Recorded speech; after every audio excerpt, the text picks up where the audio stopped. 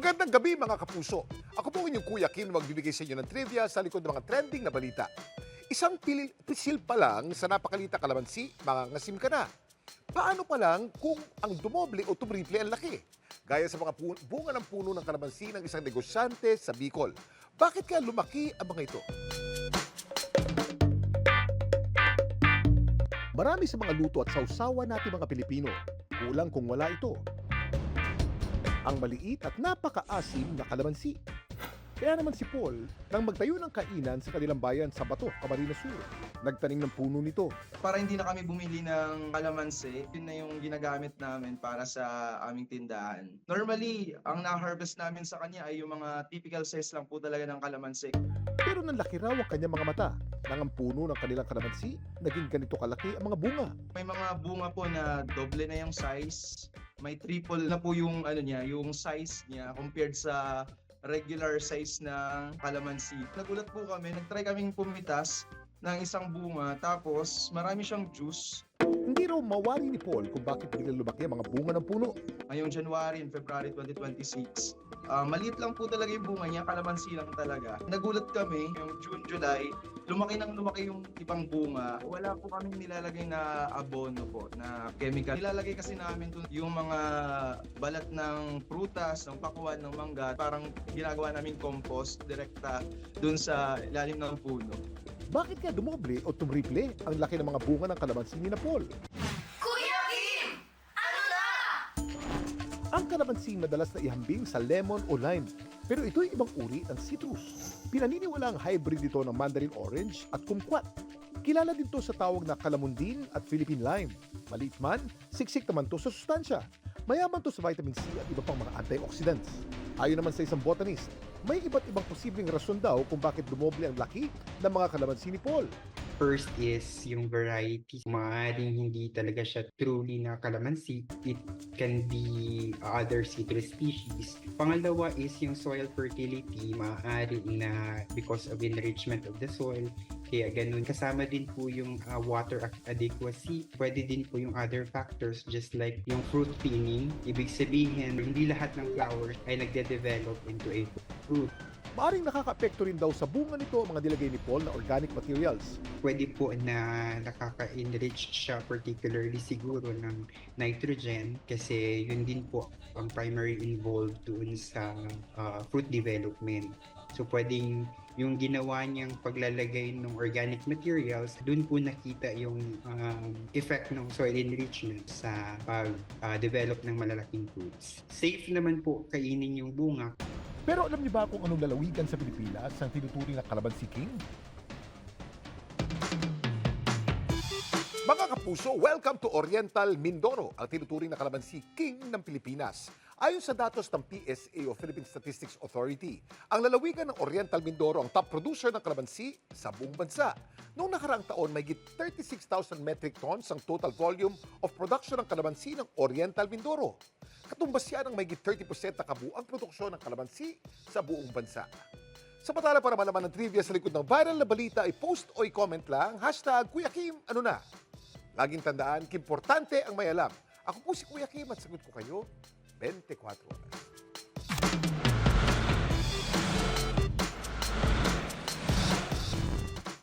Magandang gabi mga kapuso.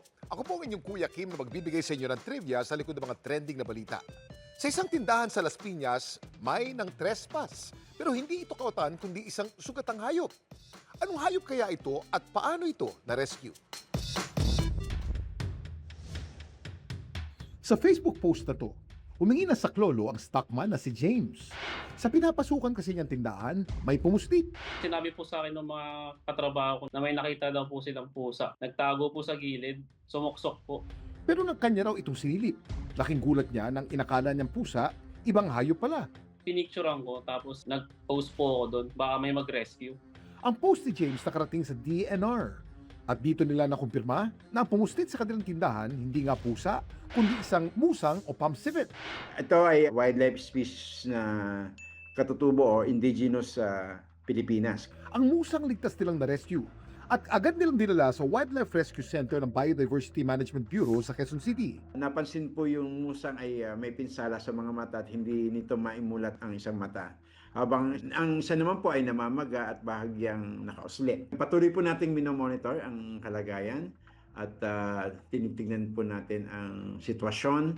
May napansin din sila sa kilos nito. Apparently, yung wildlife ay medyo na-acclimatize na dun sa buhay sa kalunsuran, kaya medyo hindi naman gano'n nagpumiglas or what. Hinala nila, meron nag-alaga sa musang at nakatakas lang ito. Kailangan pong patuloy na investigasyon gawin kung bakit po napunta po dun sa lugar at kung talaga po may kumukup-kup nito ay kailangan po may establish. May nakipag-ugnayan naman daw sa kanilang caretaker di umano ng musang.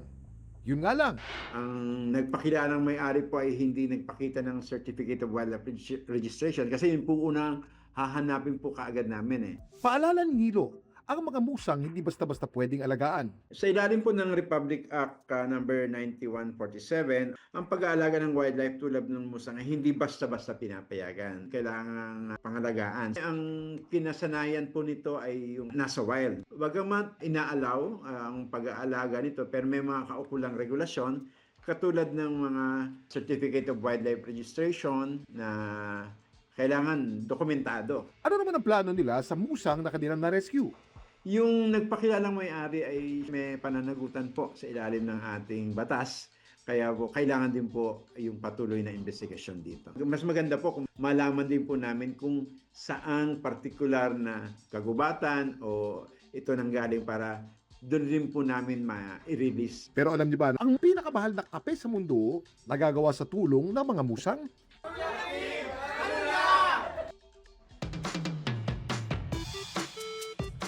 Ang pinakamahal na kape sa buong mundo na Kopi Luwak o civet coffee galing sa mga musang.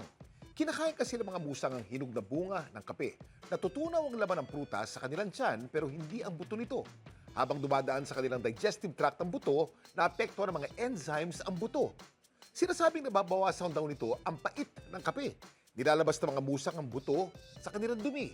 Ito'y nililinis, pinapatuyo, niro-roast at ginagawang kape. Samantala, para malaman ang trivia sa likod ng viral na balita, i-post o i-comment lang, #Kuya Kim, ano na? Laging tandaan, importante ang may alam. Ako po si Kuya Kim at sagot ko kayo, 24 oras.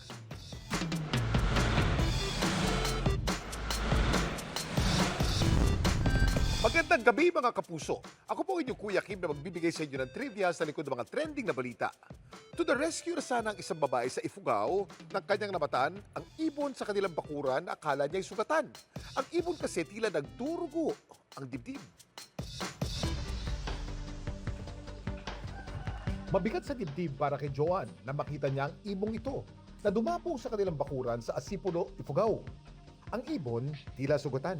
Ang dibdib kasi nito para bang nagdurugo. Kala ko po kalapati na may sugat po. Minabuti na lang daw ni na Joan na huwag nang bulabugin ang inakala nilang sugatang ibon. At para malaman kung anong klaseng ibon to, dito na raw niya itong pinagtanong-tanong online. Ang ibong namataan ni Joan sa kanilang bakuran hindi sugatan. Ang nasa dibdib kasi nito hindi dugo kundi pulang balahibo. At dahil sa pulang balahibong ito, mistulang nagdurugo ang puso. Tinawag tong bleeding heart pigeon. Ang bleeding heart pigeon ay grupo ng mga pigeon o kalapati na matatagpuan lamang sa Pilipinas. May 5 species ng bleeding heart pigeon dito sa ating bansa. Nariyan ang Gallicolumba crinigera o Mindanao bleeding heart na endemic sa Mindanao, Samar, Leyte at Bohol. Ang Negros bleeding heart naman o Gallicolumba kihi, isang critically endangered species na naninirahan sa mga isla ng Negros at Panay. Critically endangered na rin ang mga bleeding heart sa isla ng Mindoro, ang Mindoro bleeding heart o Gallicolumba platene. Potentially extinct naman kung ituturing ang mga Sulu bleeding heart o Gallicolumba menageae. Ang bleeding heart namang namataan ni Joan isang Gallicolumba lusonica o Luzon bleeding heart. Isa sila sa pinakakilalang species ng naturang ibon, na kilala din sa tawag na punyalada o paloma de punyalada. Ibig sabihin, stab pigeon. Mapalad si Joan na makakita ng bleeding heart pigeon sa kanilang bakuran. Ang mga ibon kasing ito, napakailap sa tao. Maliban kasi sa sanay silang manirahan sa masusukan na parte ng kagubatan. Kapag sila'y nakakaramdam ng panganib o presensya ng tao, mas pinipili nilang magtago sa mga halaman kaysa lumipad.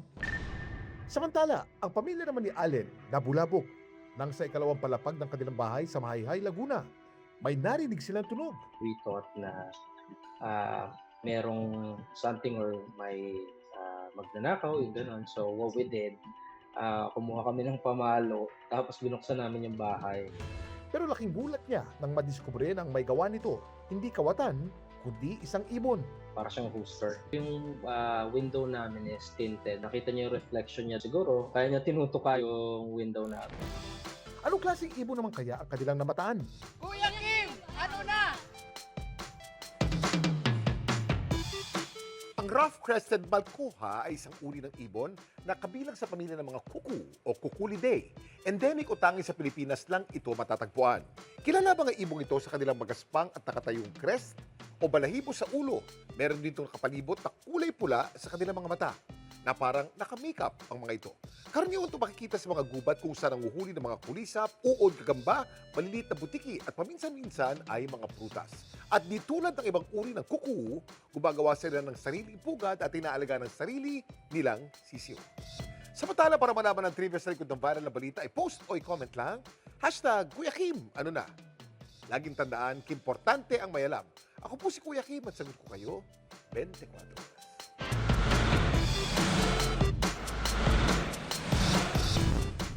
Magandang gabi mga kapuso. Ako po ang inyong Kuya Kim na magbibigay sa inyo ng trivia sa likod ng mga trending na balita. Pag sinabing Boy Scout, laging handa.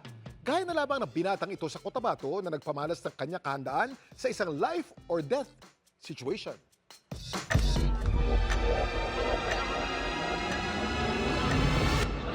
Makapigil hininga ang tagpong sa resort na ito sa Kabakan, Cotabato. Nang ang lalaking ito nalunod. Natarantaman ang mga nakapalibot sa biktima, pero hindi ang binatang ito na lakas loob na ni-revive ang lalaki. Huwag kayo mag-initiate ng kahit anong kay paramedics lang. May mga umaawat man sa kanya. Tuloy pa rin ang pag-CPR niya sa biktima. Hanggang ilang sandali lang. Huwag ka matulog po, huwag ka matulog. Nagkamalay ito Nice ka. at ligtas na naisugod sa ospital. Ang binatang sumalba sa biktima, ang 16-year-old na si Rexel, na isa palang Boy Scout. 4 years po ako sa scouting, sir. From grade 7 to grade 10. Kakarating lang daw noon ni na Rexel sa resort na malunod ng lalaki. Nakita ko po siyang walang malay at yung mga mata niya po ay walang response. Ang duda po namin, sir, is na-slide po siya. Ako ay kinabahan kasi first time ko kasi yun na incident after ko po mag-graduate ng ESTC, Emergency Service Training Course ng Senior Scouts. Ito po yung pinakamataas na kayang salihan ng Senior Scouts po na training. Kahit kabado man, agad daw niyang in-apply ang kanyang mga natutunan sa training. Every time po na may emergency, we need to compose ourselves. Sabi ko po sa kanila na dalhin mo muna siya sa safe na place para maka-assess tayo ng mabuti. So, nadala na po siya doon and then after ko chinek yung pulse niya at saka breathing, wala po, di ba? So, nag-initiate na po ako ng CPR. 3 minutes ko po siyang CPR hanggang sa nagkamalay po siya. Nag-perform po kami ng 2-man carry at sinugod po siya sa ospital. Sa awa po ng Diyos, okay na po siya ngayon. Nang dahil sa pinamalas na kabayanihan ni Rexel, kinilala siya ng kanilang LGU, pati na ng Boy Scouts of the Philippines. Nagpapasalamat po talaga ako sa pamilya ko na pinasali nila ako sa ganun po na training. Dahil po sa training na yun ay nakatulong po ako na makasalba ng buhay. Mabuti na lang ang ating mga Boy Scout. Laging handa. Pero may ideya ba kayo kung kailan at paano nagsimulang ihanda at hubugin ng Boy Scouts of the Philippines sa mga kabataang Pilipino? Kuya Kim, ano na? Ang scouting ay dinala ng mga Amerikanong sundalo sa Pilipinas noong 1910s. Naitala ang pinakaunang presensya ng mga Boy Scouts sa Maynila noong 1912. At nabuo naman ang unang Filipino troop noong 1914. Noong 1923, tinatagang Philippine Council ng Boy Scouts of America. Noong October 31, 1936 naman, tinatagang Boy Scouts of the Philippines sa ilalim ng Commonwealth Act No. 111. Formal itong nilunsad bilang pambansang organisasyon noong January 1, 1938. Mula noon, naging daan ang BSP para hubugin ang mga kabataang Pilipino upang maging mabuti at responsableng mamamayan sa pamamagitan ng iba't ibang activities gaya ng camping, community service at leadership training. Samantala, para malaman ang trivia sa likod ng viral na balita, ay post o i-comment lang, #Kuya Kim, ano na? Laging tandaan, importante ang may alam. Ako po si Kuya Kim at sagot ko kayo, 24 oras.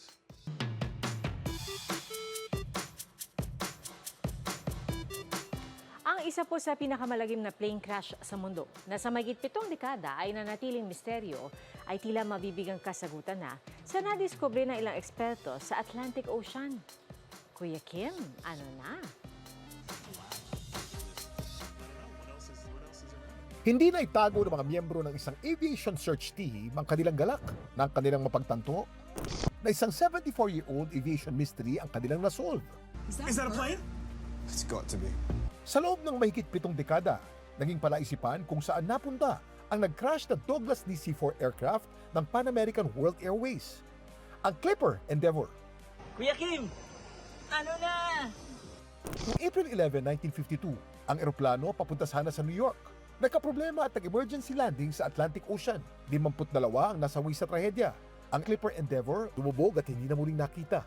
Pero kamakailan lang, malugod na binalita ng Air Sea Heritage Foundation na ang wreckage ng Clipper Endeavour sa wakas nahanap na sa karagatan sakop ng Puerto Rico. Ayon sa presidente ng foundation, gumamit sila ng autonomous underwater vehicle para mag-collect ng data sa pusod ng dagat at nakumpirma nila ang kinaroroonan ng Clipper Endeavour matapos sila makakuha ng mga litrato nito kung saan makikita ang Pan American logo at pangalang Clipper Endeavour.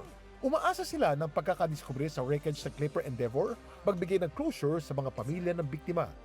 This demonstrates what's possible with this technology, that the evidence is still there, the traces can be found, and you know, even after 74 years, it's possible to find and know the answers. Laging tandaan, importante ang may alam. Ako po si Kuya Kim at sagot ko kayo, 24 oras.